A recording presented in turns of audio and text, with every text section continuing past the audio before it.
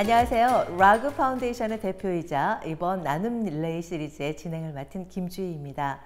이 시리즈는 각자의 삶 속에서 나눔을 실천하고 세대와 세대를 그리고 세상과 하나님을 잇는 사람들의 이야기를 담고자 시작되었습니다.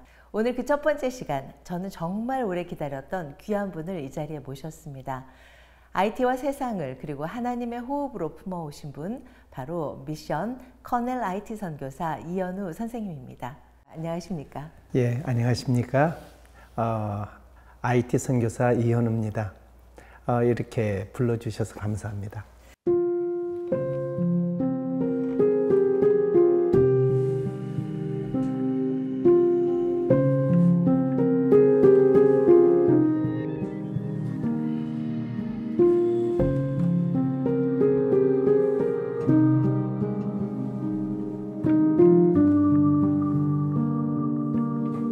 내가 아파서 치료를 받습니다.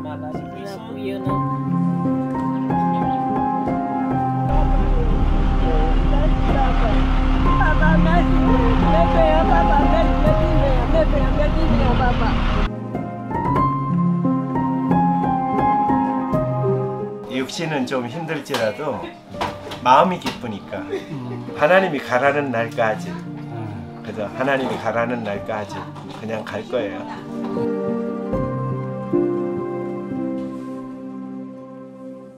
저희가 이제 라그에 제가 대표를 오래 맡게 됐는데요. 라그는 Rightness, One Family, Growth, Giving. 그래서 많은 사람들이 바르게 그리고 하나의 커뮤니티 공동체 안에서 또는 그 울타리를 넘어 지구 전체를 두고라도 우리가 좋은 생태계, 아까 스스로 자립할 수 있는 생태계를 만들 수 있도록 성장시키고 자라나게 하고 그 자라남을 가지고 누군가에게 선한 목적을 위해서 기빙, 나눔을 할 수 있는 그러한 부분을 모토로 삼고 만들어진 재단입니다.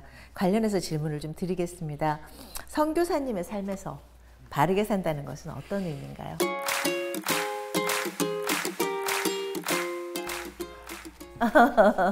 제일 어려운 문제 같아요. 근데 제가 그 문제에 대해서 참 어릴 때 많이 생각을 했어요. 우리 아버님 어머님이 바르게 살아라고 그랬잖아요. 네네. 너는 말씀대로 살아라 그랬단 말이에요. 바르게 사는 거, 말씀대로 사는 거, 그게 사실은 똑같은 말이거든요. 그러면 과연 우리가 그렇게 살 수 있을까? 근데 그건 쉬운 일이 아니잖아요. 네, 노력은 하는데 그건 내 노력이지. 참 어렵더라고요. 그런데 제가 이제 바르게 산다고 하는 그것은 나를 버린다는 소리거든요. 나를 버리지 않으면 바르게 살 수가 없죠. 그런데 과연 그렇게 살 수 있을까 하는 문제는 굉장히 심각한 문제고, 또 현 시대대에서 그런 말을 하면 도리어 제 앞으로 정신 이상자다라고 할 수도 있을 거예요. 그런데 제가 이제 그 계속적으로 살면서 예수님이 우리에게 말씀하시는 거죠. 네. 사랑이란 말이요. 우리 이제 기독교인들은 믿음을 얘기하거든요. 근데 믿음? 굉장히 허황된 말이거든요. 내가 예수를 사랑한다고 하는 사랑이 있으면 예수의 사랑이 내 속에 존재함으로 이루어질 수 있는 일이고, 사랑을 깨달으면 같이 죽을 수 있잖아요. 그게 믿음이거든요. 저는 그렇게 생각해요. 그럼 바르게 산다는 건 예수님과 함께 산다는 소리잖아요.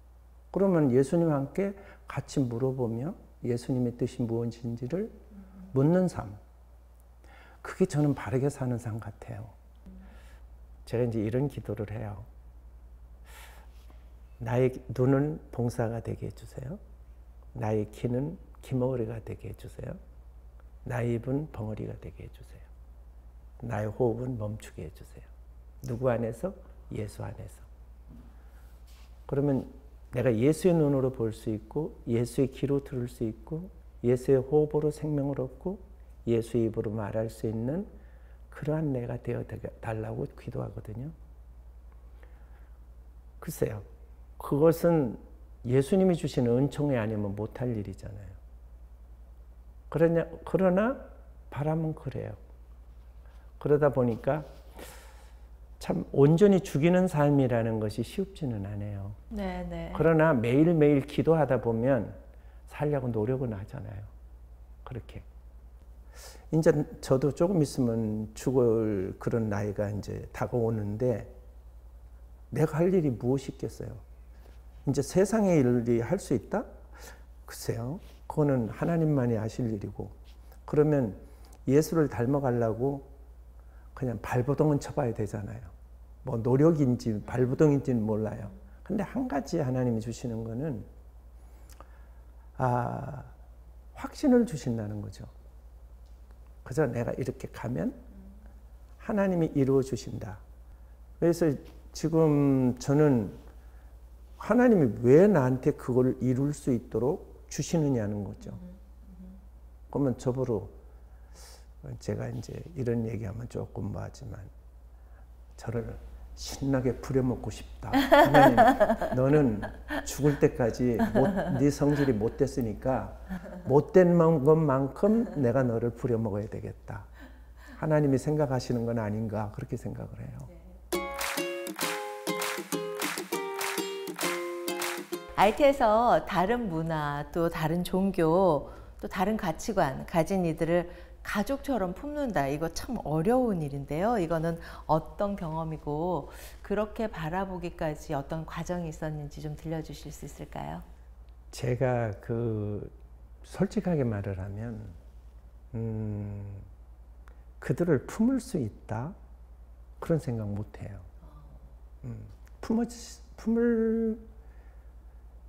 내가 그들을 내 가슴에 품을 수 있다고 하는 거는 예수님과 같아야 되거든요. 그런데 하나 깨달은 것은 뭐냐면 제 힘으로는 할 수 없다는 거예요. 제 힘으로는. 도저히 할 수가 없어요. 왜냐하면 첫째로 그들과 저가 살아온 길이 달라요.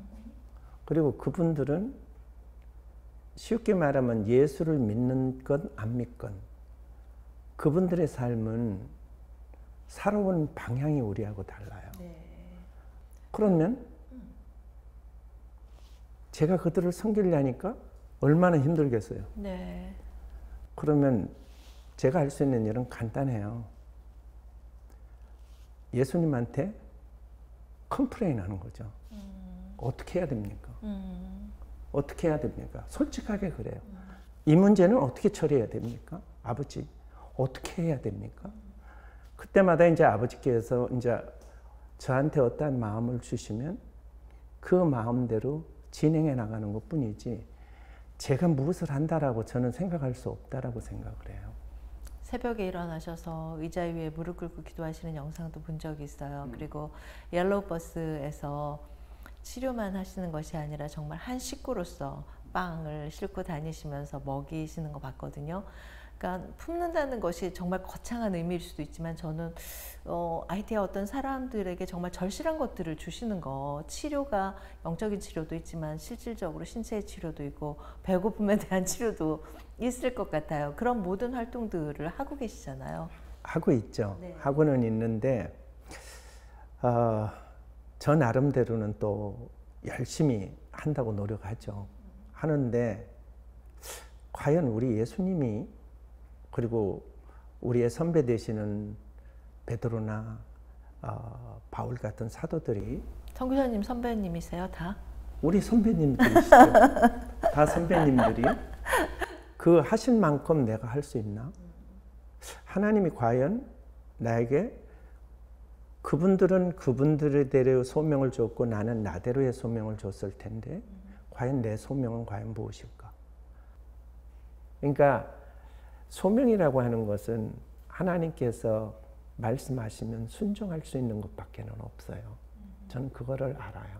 내가 아무리 도망가려고 해도 싫다고 하니까 제가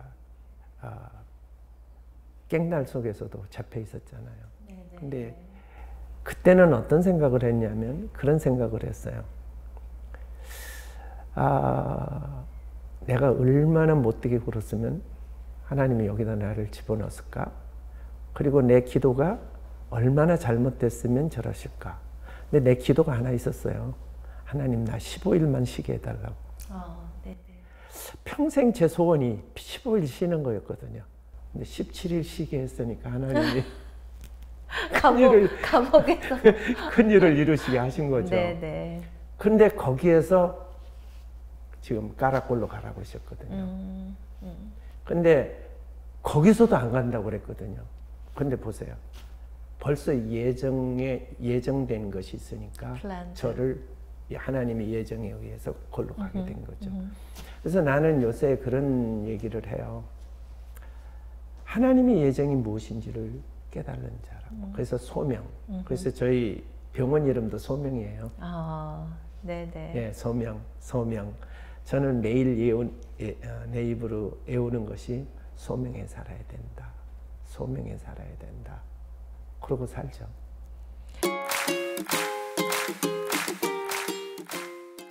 어찌 보면 내가 예수님을 바라보고 여기 서서 이런 일들을 하는 것처럼 나와 같은 사람을 만들고 싶으신 것 같아요. 유사한 형태의 의사, 예를 들면 아니면은 선교사, 나와 같은 일을 해낼 사람을 아바타를 만들고 싶으신 건 아니세요? 아니요. 저는 그런 마음은 뭐 정말로 손톱만큼도 없으세요. 네. 저는 이제 이 교육이라고 하는 것들을 모든 교육은요 그 사람과 맞아야 돼요. 쉽게 말하면 그 옷이 맞아야 되는 거죠. 그것이 이제 하나님이 주신 달란트거든요.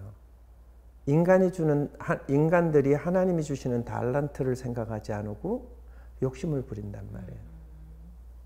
그러면 그 사람은 무엇을 하는 것 같지만 항상 남의 옷을 입고 있는 사람이죠. 그러니까 IT에 있는 사람들도 마찬가지예요. 하나님이 걔한테 주는 달란트가 뭐냐는 거예요. 각 사람에게. 예, 각 사람 주는 각 사람에게. 달란트가. 그거를 어떻게 내가 도와주느냐는 거죠. 그거를 이제 찾는 것이 지금 제가 제일 노력하는 그리고 기도하는 제목이죠. 기도밖에 없어요. 그리고 삶 속에서 제가 조금이라도 그들에게 모범이 되어지면 네. 그 모습이 보여지면 좀 변하지 않을까. 그들에게 내가 살아나갈 때에 내가 여기에서 어떤 일을 해나가는 것이 그들의 생각과 다르게 하나님 안에서 아름답게 이루어지는 모습을 보여주는 것 외에는 할 수 있는 것이 없구나. 이제 우리 아이들이 하는 것이 우리 선교사님은 말씀을 하시면 그대로 진행된다. 이건 알아요. 네네네. 그거 하나 가리키는데 지금 4년이 걸리는 것 같아요. 누군가를 그러니까 바라보고. 굉장히 어렵죠. 네, 그러게요. 지난 10년간 선교사님을 바라보고 가장 크게 변화된 한 사람의 모습을 좀 얘기해 주실 수 있을까요? 아마 케니 목사가 제일 많이 변했겠죠. 많이 변했어요. 그리고 그들이 하는 말이 모르겠어요. 자기는 우리 케니 목사는 초창기에 백삼숙 목사님 밑에서 자라면서 수많은 선교사를 거친 사람이에요. 근데 그런 말을 해요. 저는 진짜 선교사님을 만난 것 같아요. 그건 저의 고백이에요. 그러더라고요. 기쁘셨겠는데요. 근데 제가 진짜 선교사가 됐겠어요. 걔가 좋은 말로 한 거겠죠. 그렇게 생각을 하고. 하나님이 너무 많은 재능을 우리 선교사님께 주셨나 봐요. 의사이시기도 하고 또 뭐 학교에서 가르치는 교수자이기도 하고 또 선교사이기도 하고 어떤 때는 스쿨버스 드라이버도 하시는지 모르겠어요. 예, 또 합니다. 타이어 교체도 하고. 나는 도대체 몇 개의 기술을 장착하고 있는 사람인가요? 저는 어릴 때부터 선교가 제 목표였기 때문에 네. 어릴 때부터 그를 위해서 공부를 했어요. 그래서 이제 농사, 축산, 그다음에 이제 군대에 갔을 때도 남들은 뭐 놀았는지 모르지만 저는 자동차 정비, 그다음에 용접, 그다음에 이제 선반, 이런 모든 것들을 닥치는 대로 공부를 하고 이제 이제 건축하는 것도 또 공부를 했죠. 다빈치인데요, 다빈치. 네. 그래서 이제 IT 가서도 아이들이 이제 저한테 하나 놀래는 거는 뭐 저는 쉽게 말하면 중장비도 저는 운전도 하고 버스도 운전하고 그래서 저는 라이센스도 대형 라이센스 다 받아놓고 있고 무엇이든 다 해드리오 센터. 예, 그래서 이제 뭐 쉽게 말하면 벽돌 쌓는 것부터 콘크리트 하는 것부터 제가 가르치면서 그들과 함께 하면서 가르치는 거예요. 그럼 이제 어느 정도 배우면 또 훌쩍 가죠. 보면서 배우는 거군요. 예. 네. 그 말씀하셨잖아요. 시컷 하나님이 좀 이렇게 쓰시려고. 그러다 보니까 아니 거기서 제가 해야 되는 일들이 너무 많으니까 어제도 여기 그 핸드폰에다가 이 지문을 넣으려니까 네네. 지문이 안 되는 거예요. 다 달아져서. 다 달아서. 어머나. 그러니까 뭐 어떡하겠어요. 아 이건 또 안 되는구나. L자로 하자. 그리고 이제 많은 정도로 지금까지도 굉장히 치열하게 여기를 걸어오신 것 같아요. 어느 한순간 또 소홀함 없이. 그런데 말씀하신 것처럼 우리 인간들의 모든 삶이 유한하잖아요. 그러니까 한 앞으로의 10년 나는 어떤 거를 위해서 지금 생각하고 헌신하고 계신지 좀 나눠주시겠어요? 우리 한국 선교사님들한테도 내가 그런 말을 해요. 나는 어릴 때부터 선교사님들을 보면서 자랐다. 미국 선교사님들을. 그분들은 여기서 뼈를 묻어도 자기가 무엇을 했다라고 생각하지 않는다. 내가 갈 길만 걸었다고 생각한다. 저도 마찬가지죠. 제가 걷다 보면 그 다음을 이룬 또 사람이 오겠죠. 근데 내가 무엇을 이루려고 하다 보면 그게 욕심이 되는 거죠. 그거를 그 사람들한테 보여주고 싶지는 않아요. 단 제가 이제 제일 원하는 거는 우리 목사님들이 변해서 말씀을만 전하는 그러한 환경을 만들어주고 싶다. 이게 지금 제 계획이에요. 그래서 저는 선교사지만 이제 사업 계획을 가지고 있어요. 이제 아마 이루어질 거예요. 하나하나 지금 만들어 가고 있으니까 적어도 내가 있는 동안에 한 30교회는 독립할 수 있는 교회, 재정적으로 독립할 수 있는 교회를 만들어 줘야 되겠다. 그러면 그걸 보고 아, 저 목사님들이 저렇게 살으니까 우리도 그렇게 살 수가 있겠다라는 것을 보여줄 수 있는 환경을 만들어 보자. 그걸 위해서 지금 이제 계속적으로 일을 하는데 다른 선교사님들하고 좀 다른 거는 저는 만약 교회를 짓는다 그러면 제일 먼저 제가 세멘트를 사요. 그래서 우리 거기다 갖다 놔요. 자, 너 요 벽 바닥 가는데 얼마 세멘트 들어? 이만큼 들어요. 그래? 그럼 내 세멘트 사놓고 그걸 줘요. 모래하고 그 일하는 건 니네 교회에서 해. 그러면 이제 세멘트를 가져와서 일을 하면 또 가서 봐요, 우리가. 했어요. 그러면 이 벽 사는 데는 지금 세멘트가 얼만큼 들어? 이만큼 들어요. 그래? 그러면은 이 벽돌 틀 하나 사주고, 그 다음에 세멘트 그만큼 사줘요. 그리고는 또 보죠. 이제 이런 식으로 해요. 그러면 교회가 지어져 나가는데, 딴 데로, 그리고 지네가 교회를 위해서 교인들이 봉사하는 법을 배우잖아요. 그러네요. 그것만 해도 성과죠.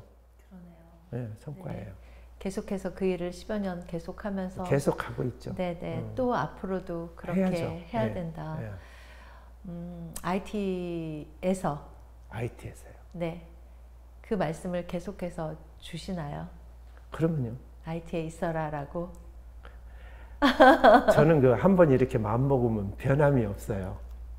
그러니까 IT를 하나님이 보내주셨으니까 거기서 죽어야죠.